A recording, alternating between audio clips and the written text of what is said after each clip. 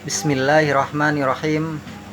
Assalamualaikum warahmatullahi wabarakatuh. Alhamdulillah, alhamdulillahillazi hadana lihaza wa ma kunna linahtadiya laula an hadanallah. Asyhadu an la ilaha illallah wa asyhadu anna Muhammadan abduhu wa rasuluh la nabiyya ba'd. Alhamdulillah, puji syukur atas kehadirat Allah Subhanahu wa taala yang senantiasa memberikan kita kesehatan sehingga kita dapat menghirup udara segar di tengah-tengah wabahnya virus corona yang sedang melanda di Indonesia ini. Alhamdulillah.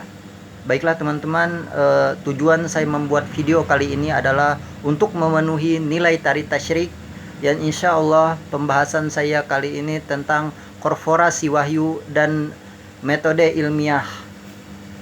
Kita tahu bahwasanya wahyu adalah kebenaran yang mutlak sebagai bentuk kebijakan Allah Subhanahu wa taala. Nabi dan Rasul tidak diperbolehkan oleh Allah Subhanahu wa taala untuk memaksakan ajarannya untuk orang lain mengikuti ajarannya tersebut. Ajaran agama Islam itu tidak bersifat memaksa. Islam adalah agama yang murni, agama yang mengajak kepada kebaikan. Maka dari itu Allah Subhanahu wa taala tidak pernah mengajarkan Nabi dan Rasul untuk memaksakan umat manusia agar memeluk agama Islam. Islam sekarang sedang dalam ujian yang sangat berat, terutama di dalam ujian epistemologi, di mana yang seharusnya ilmu usul fiqh bisa berperan sebagai pemecah masalah-masalah kontemporer saat ini. Sekarang ini wilayah ilmu usul fiqh dipersempit, cara kerjanya hanya dalam bidang ibadah saja. Seolah-olah usul fikih atau ilmu Islam itu tidak bisa memecahkan masalah-masalah kontemporer yang sedang dihadapi kita saat ini.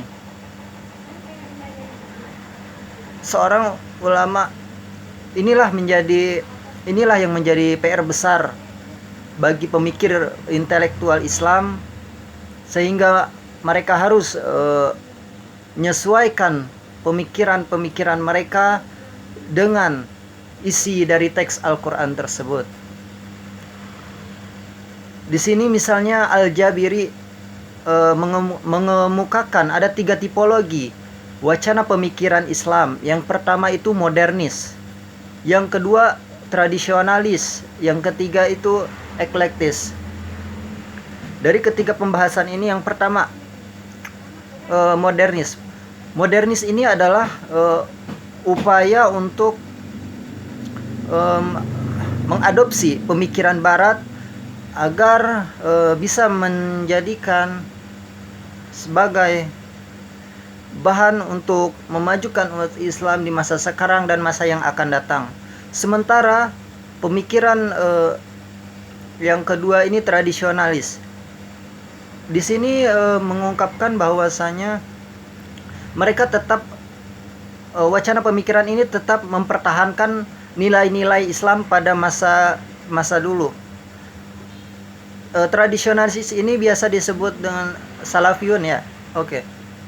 Yang ketiga ini adalah eklektis atau taufikiyun, di mana taufikiyun ini adalah berusaha menggabungkan antara modernis dan tradisionalis, mengambil unsur-unsur terbaik dari kedua unsur tersebut sehingga digabungkanlah menjadi satu untuk memecahkan masalah-masalah kontemporer yang saat ini.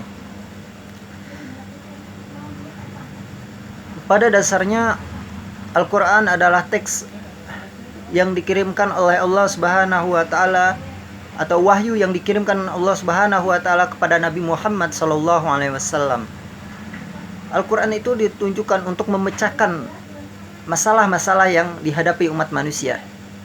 Tergantung bagaimana cara kita menghadapi atau menafsirkan isi dari Al-Quran tersebut. Kita harus memahami teks dan kontekstualnya terlebih dahulu. Para ulama, inilah yang menjadi PR para ulama Islam. Mereka harus berupaya untuk memecahkan masalah-masalah kontemporer saat ini, mereka berupaya menggabungkan atau berijtihad untuk masuk ke dalam hukum-hukum Allah. Di sini wahyu tidak pernah mengembiri akal manusia. Begitu pula dengan akal manusia, tidak boleh melampaui batas dari wahyu. Karena pada dasarnya wahyu itu adalah suatu yang mutlak kebenarannya. Tinggal bagaimana kita sebagai manusia untuk menyesuaikan atau memahami teks-teks dari Al-Quran tersebut. Mungkin sekian yang bisa saya sampaikan. Pasti banyak sekali kekurangan dari saya. Mohon kritik dan saran dari teman-teman. Cukup sekian yang bisa saya sampaikan. Wabillahi taufiq wal hidayah. Wassalamualaikum warahmatullahi wabarakatuh.